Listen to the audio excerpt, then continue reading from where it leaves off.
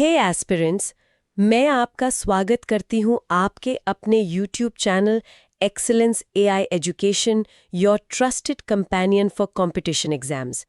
आज के इस वीडियो में हम कंप्लीट फंडामेंटल राइट्स, मौलिक अधिकार का वो कंप्लीट मास्टर ब्लूप्रिंट कवर करने वाले हैं जो बार बार UPSC, SSC, रेलवे, बैंकिंग और सभी स्टेट एग्जाम्स में पूछा जाता है।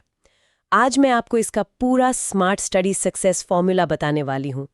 तो चलिए शुरू करते हैं बिना किसी डीले के। आज हम भारतीय संविधान के उस हिस्से की गहराई में उतरने वाले हैं जिसे अक्सर संविधान की आत्मा कहा जाता है, हमारे मौलिक अधिकार।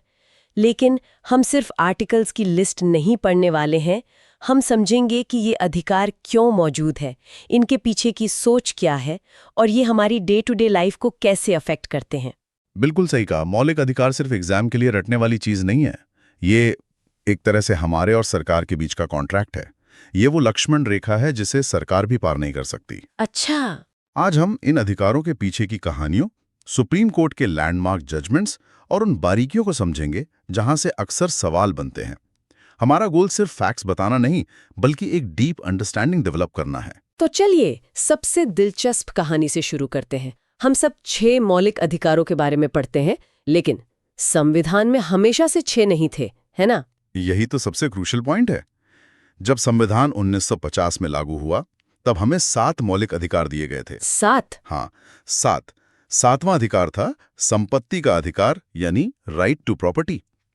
लेकिन आज वो इस लिस्ट में नहीं है। तो ये 7वां अधिकार गया कहाँ और इसे हटाने की जरूरत क्यों पड़ी? मुझे लगता है ये सिर्फ एक कानूनी बदलाव नहीं था, इसके पीछे एक बहुत बड़ा सामाजिक और राजनीतिक संघर्ष छिपा है। बिल्कुल।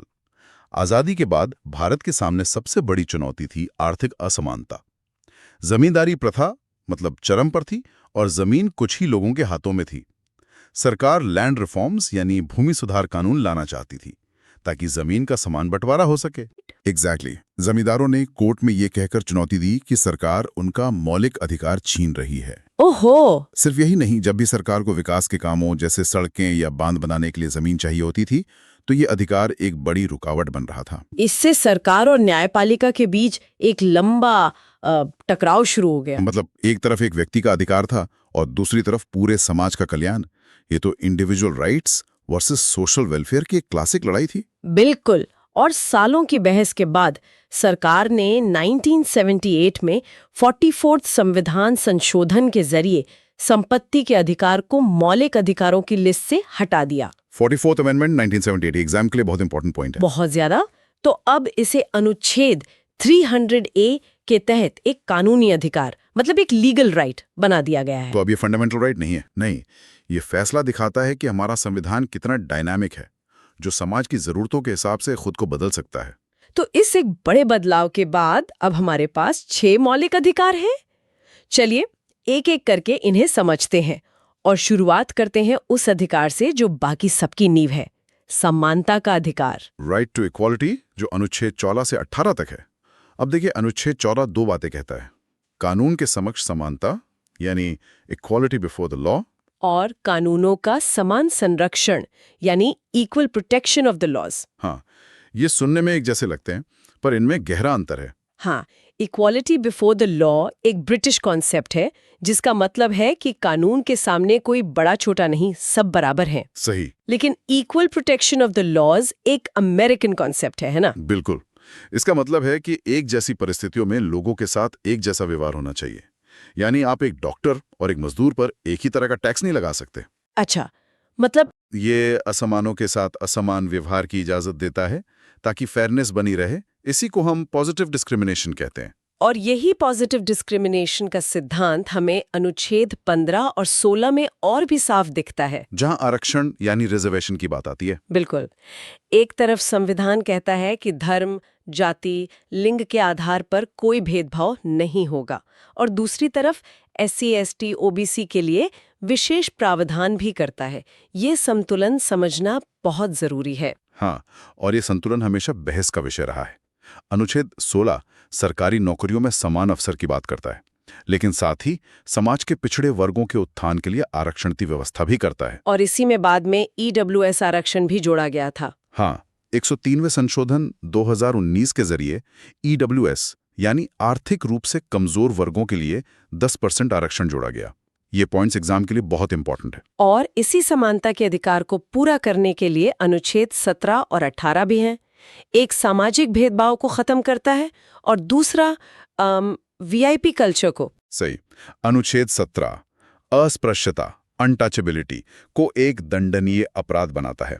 ये इतना महत्वपूर्ण अधिकार है कि इसके लिए संसद ने protection of civil rights act 1955 भी बनाया है। ओके। और अनुच्छेद 18 उपाधियों का अंत अबोलिशन ऑफ टाइटल्स करता है। राजा, महाराजा जैसी उपाधियां अब नहीं दी जा सकती ताकि कोई खुद को कानून से ऊपर ना समझे। लेकिन मिलिट्री और एकेडमिक टाइटल्स अलाउड है। हाँ, सिर्फ सेना और शिक्षा से जुड़ी उपाधियां जैसे जनरल, डॉक्टर, प्रोफेसर ही मान्य हैं। तो समानता स्थापित करने के बाद संविधान का अगला तार्किक कदम ये बताना था कि इन समान नागरिकों को कौन-कौन सी आजादियां मिलेंगी। और यहीं पर अनुच्छेद 19 आता है, जो शायद सबसे ज्यादा इस्तेमाल होने वाला अधिकार है। निश्चित रूप से अनुच्छेद 19 सिर्फ भारतीय नागरिकों को 6 तरह की आजादियां देता है। बोलने की, शांति से इकट्ठा होने की, संघ बनाने की, कहीं भी आने जाने की, कहीं भी बसने की और कोई भी व्यापार करने की। बिल्कुल, ये लोकतंत्र की रीढ़ हैं। लेकिन यहाँ भी एक लेकिन है। ये आजादियां असीमित नहीं है। इन पर रीजनेबल रिस्ट्रिक्शंस यानी युक्ति-युक्त प्रतिबंध लगाए जा सकते हैं और यहीं पर सारा विवाद शुरू होता है। आपने बिल्कुल सही नस पकड़ी है। ये रीजनेबल रिस्ट्रिक्शंस शब्द ही असली लड़ाई का मैदान है। मतलब देश की सुरक्षा, पब्लिक ऑर्डर या मोरालिटी के नाम पर सरकार इन आज़ादियों को सीमित कर सकती है। इंटरनेट शटडाउन से लेकर सेडिशन लॉज तक हर बहस इसी एक फ्रेज पर आके टिक जाती है कि क्या सरकार का प्रतिबंध रीजनेबल है या नहीं। और स्वतंत्रता के अधिकार में सिर्फ अनुच्छेद 19 नहीं है, अनुच्छेद 20 भी है, जो हमें स्टेट पावर के गलत इस्तेमाल से बचाता है, खासकर क्रिमिनल केसेस में। हाँ, अनुच्छेद 20(3) बहुत जरूरी सुरक्षा कवच देता है। पहला, डबल जेपडी, एक ही अपराध के लिए एक से ज्यादा बार सजा नहीं। सही। दूसरा, एक्स पोस्ट फैक्टो लॉ, यानी कोई कानून आज बना है तो वो कल किए गए काम पर लागू नहीं हो सकता। और तीसरा, सेल्फ इंक्रिमिनेशन, यानी किसी को भी खुद के खिलाफ गवाही देने के लिए मजबूर नहीं किया जा सकता। और फिर आता है अनुच्छेद 21, जिसे अक्सर सबसे व्यापक अधिकार माना जाता है। इसमें जीवन के अधिकार से कई ज्यादा कुछ छिपा है ना? बिल्कुल। अनुच्छेद 21 कहता है protection of life and personal liberty. शुरुआत में इसका मतलब सिर्फ जिंदा रहने तक सीमित था। अच्छा। हाँ, लेकिन सुप्रीम कोर्ट ने मेनका गांधी केस 1978 के बाद इसकी व्याख्या को पूरी तरह बदल दिया। कोर्ट ने कहा कि जीवन का मतलब सिर्फ सांस लेना नहीं, बल्कि गरिमापूर्ण जीवन है, लाइफ विथ डिग्निटी। और इसी गरिमापूर्ण जीवन की व्याख्या में कई नए अधिकार जुड़ते चले गए। हाँ, जैसे निजता का अधिकार, राइट टू प्राइवेसी, जो अब एक मौलिक अधिकार है, स्वच्छ पर्यावरण का अधिकार, आजीविका का अधिकार, त्वरित सुनवाई, स्पीडी ट्रायल का अधिकार। ये सब अनुच्छेद 21 की ही देन है। बिल्कुल। और हाँ, एक बहुत महत्वपूर्ण अधिकार जो बाद में जोड़ा गया, अनुच्छेद 21A, यानी 6 से 14 साल के बच्चों के लिए मुफ्त और अनिवार्य शिक्षा का अधिकार। ये तो 86 अमेंडमेंट से आया था 2022 में। एकदम सही। ये एग्जाम में अक्सर पूछा जाता है। और अनुच्छेद 22 हमें गिरफ्तारी और हिरासत से संरक्षण देता है। हाँ, ये कहता है कि गिरफ्तार व्यक्ति को कारण जानने का, अपने वकील से मिलने का और 24 घंटे के अंदर मजिस्ट्रेट के सामने पेश होने का अधिकार है। लेकिन इसका एक अपवाद भी है, प्रिवेंटिव डिटेंशन। हाँ, निवारक निरोध, जहां किसी व्यक्ति को अपराध करने से पहले ही शक के आधार पर हिरासत में लिया जा सकता है, जैसे राष्ट्रीय सुरक्षा अधिनियम NSA के तहत। यह भी इंडिविजुअल लिबर्टी और नेशनल सिक्योरिटी के बीच एक बहुत ही संवेदनशील संतुलन है। इसके बाद आते हैं शोषण के विरुद्ध अधिकार पर, जो अनुच्छेद 23 और 24 में है। ये सीधे तौर पर मानवीय गरिमा से जुड़ा है। बिल्कुल। अनुच्छेद 23 मानव तस्करी, ह्यूमन ट्रैफिकिंग और बेगार मतलब जबरदस्त मजदूरी पर रोक लगाता है। और अनुच्छेद 24 बाल श्रम, चाइल्ड लेबर पर रोक लगाता है, जिसके तहत 14 साल से कम उम्र के बच्चों को किसी भी खतरनाक काम में नहीं लगाया जा सकता। हाँ, ये अधिकार समाज के सबसे कमजोर वर्गों को सुरक्षा देते हैं। अब बात करते हैं धर्म की स्वतंत्रता के अधिकार की, जो भारत के पंथ निरपेक्ष यानी सेक्युलर कैरेक्टर को परिभाषित करता है। अनुच्छेद 25 से 28 तक। इसमें हर व्यक्ति को किसी भी धर्म को मानने, आचरण करने और प्रचार करने की स्वतंत्रता है।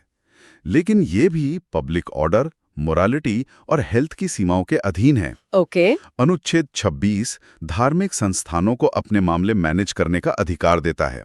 अनुच्छेद 27 कहता है कि सरकार किसी धर्म को बढ़ावा देने के लिए टैक्स नहीं लगा सकती। और अनुच्छेद 28? और अनुच्छेद 28 कहता है कि सरकारी शिक्षण संस्थानों में कोई धार्मिक शिक्षा नहीं दी जाएगी। और भारत जैसे विविधता वाले देश में अल्पसंख्यकों के अधिकारों की रक्षा भी उतनी ही जरूरी है। निश्चित रूप से। और इसके लिए है अनुच्छेद 29 और 30, कल्चरल एंड एजुकेशनल राइट्स। ये अधिकार अल्पसंख्यकों को अपनी भाषा, लिपि और संस्कृति को बनाए रखने और अपने शिक्षण संस्थान खोलने और चलाने का अधिकार देते हैं। ये दिखाता है कि हमारा संविधान सिर्फ बहुमत का नहीं, बल्कि हर समुदाय का सम्मान करता है। तो हमने इन सभी महान अधिकारों की बात कर ली, लेकिन सवाल ये है कि अगर सरकार या कोई और इन अधिकारों का हनन करे तो एक आम नागरिक क्या करेगा? इन अधिकारों को लागू कौन करवाएगा? यहीं पर आता है वो अधिकार जिसके बिना बाकी सारे अधिकार कागजी शेर बनकर रह जाते। अनुच्छेद 32, संवैधानिक उपचार का अधिकार, राइट टू कॉन्स्टिट्यूशनल रेमेडीज। इसी वजह से डॉक्टर B.R. अम्बेडकर ने इसे संविधान की आत्मा और हृदय कहा था। ये भी एक क्लासिक MCQ है। इसे संविधान की आत्मा क्यों कहा गया? क्योंकि ये अधिकार खुद एक मौलिक अधिकार है जो बाकी मौलिक अधिकारों को बचाता है। अनुच्छेद 32 हर नागरिक को ये शक्ति देता है कि अगर उसके किसी भी मौलिक अधिकार का हनन होता है तो वो सीधे सुप्रीम कोर्ट जा सकता है। सीधे सुप्रीम कोर्ट? हाँ, सीधे सुप्रीम कोर्ट। और सुप्रीम कोर्ट उन अधिकारों को लागू करवाने के लिए बाध्य है। और सुप्रीम कोर्ट ये कैसे करता है? वो कुछ विशेष आदेश जारी करता है जिन्हें रिट्स कहते हैं। हाँ, सुप्रीम कोर्ट 5 तरह की रिट्स जारी कर सकता है। इन्हें समझना बहुत जरूरी है। पहली है हेबियस कॉर्पस, बंदी प्रत्यक्षीकरण। इसका मतलब है शरीर को प्रस्तुत करो। सोचिए, पुलिस किसी को गिरफ्तार कर ले और परिवार को बताए ही नहीं कि वो कहाँ है, तब ये रिट काम आती है। कोर्ट आदेश देता है कि उस व्यक्ति को हमारे सामने पेश करो, ताकि पता चले कि हिरासत कानूनी है या गैर कानूनी। बिल्कुल। दूसरी है मैंडेमस, यानी परमादेश। हम आदेश देते हैं। अगर कोई सरकारी अधिकारी अपना काम नहीं कर रहा तो कोर्ट उसे उसका कर्तव्य करने का आदेश दे सकता है। ओके। तीसरी है प्रोहिबिशन या प्रतिषेध। ये ऊपरी अदालत निचली अदालत को उसके अधिकार क्षेत्र से बाहर काम करने से रोकने के लिए है। और चौथी है सर्शियोरारी, उत्प्रेषण। हाँ, इसके द्वारा ऊपरी अदालत निचली अदालत से किसी केस को अपने पास मंगा सकती है या उसके गलत फैसले को रद्द कर सकती है। और पांचवी है क्वो वारंटो, अधिकार पृच्छा। इसका मतलब है किस अधिकार से। अगर कोई व्यक्ति गलत तरीके से कोई सार्वजनिक पद हासिल कर लेता है तो कोर्ट इस रिट से पूछ सकता है कि वो किस अधिकार से उस पद पर है। तो कुल मिलाकर ये अधिकार सिर्फ एक सूची नहीं है, ये एक डायनामिक सिस्टम है जहां व्यक्ति की आज़ादी और समाज की ज़रूरतों के बीच लगातार एक संतुलन बनाने की कोशिश चलती रहती है। और ये समझना ही असली स्मार्ट स्टडी है। जैसे अगर हम अधिकारों के क्रम को देखें तो एक पैटर्न है। समानता के 5 अनुच्छेद, स्वतंत्रता के 4, शोषण के विरुद्ध 2, धर्म की स्वतंत्रता के 4, संस्कृति के 2 और उपचार का 1। 5, 4, 2, 4, 2, 1। वाह, ये तो बहुत अच्छी मेमोरी ट्रिक है। हाँ, ये पैटर्न याद रखने में मदद करता है। चलिए इसी अंडरस्टैंडिंग को कुछ एग्जाम ओरिएंटेड MCQs के साथ टेस्ट करते हैं। मैं सवाल पूछूंगी, आप जवाब और उसका लॉजिक बताइएगा। बिल्कुल तैयार हूं। पहला सवाल, किस संविधान संशोधन द्वारा संपत्ति के अधिकार को मौलिक अधिकार से हटाया गया? ये हमने शुरू में ही डिस्कस किया था, 44वां संशोधन 1978। करेक्ट। अगला, अस्पृश्यता का अंत संविधान के किस अनुच्छेद में है? अनुच्छेद 17। ओके। तीसरा सवाल, डॉक्टर B.R. अम्बेडकर ने किसे संविधान की आत्मा और हृदय कहा? अनुच्छेद 32, संवैधानिक उपचार का अधिकार। बिल्कुल सही। चौथा, 6 से 14 वर्ष के बच्चों के लिए शिक्षा का अधिकार किस अनुच्छेद में है? यह है अनुच्छेद 21A, जिसे 86वें संशोधन से जोड़ा गया था। परफेक्ट। पांचवां, डबल जियोपर्डी से सुरक्षा किस अनुच्छेद के तहत मिलती है? ये सुरक्षा अनुच्छेद 20 के तहत मिलती है। बहुत बढ़िया। छठा, EWS आरक्षण का प्रावधान किस संशोधन से जुड़ा है? 103वां संशोधन 2019। करेक्ट। सातवां, कौन सा मौलिक अधिकार केवल भारतीय नागरिकों को प्राप्त है? इसका सही जवाब है अनुच्छेद 19। वैसे तो 15, 16, 29, 30 भी हैं, पर ऑप्शंस में अक्सर 19 ही होता है। अच्छा पॉइंट है।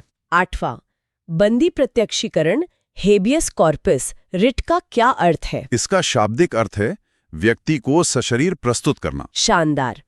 9वां, सैन्य और अकादमिक उपाधियों को छोड़कर अन्य उपाधियों का अंत किस अनुच्छेद में है? अनुच्छेद 18। और आखिरी सवाल, मानव तस्करी पर रोक किस अनुच्छेद के तहत लगाई गई है? अनुच्छेद 23। बहुत बढ़िया।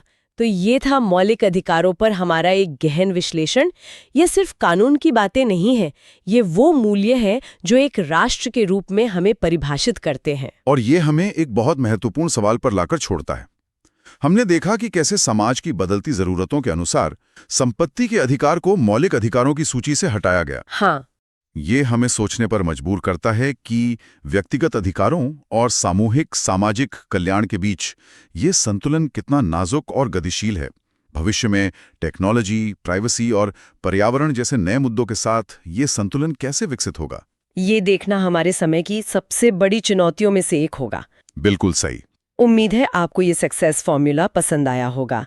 इस वीडियो की PDF नोट्स के लिए हमारे टेलीग्राम चैनल को ज्वाइन करें। Like, share and subscribe to excellence AI education, your trusted companion for competition exam.